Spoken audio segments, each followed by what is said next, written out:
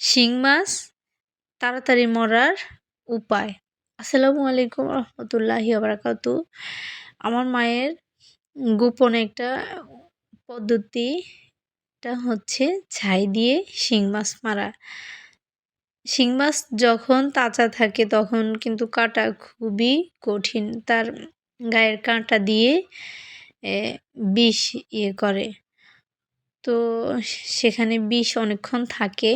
তো সহজে তো শিং মাছ কাটা যায় না। তো এটা ছাই দিয়ে দিলে সাথে, সাথে মরে যাবে। এই পদ্ধতিটা অবশ্যই চেষ্টা করবেন করার জন্য। যারা জানেন তারা তো জানেন, যারা না জানেন তারা চেষ্টা করে দেখবেন। ওই যে সবগুলা মরে গেছে। ভিডিওটা এইজন্যই করা, হয়তো অনেকের উপকার হতে পারে।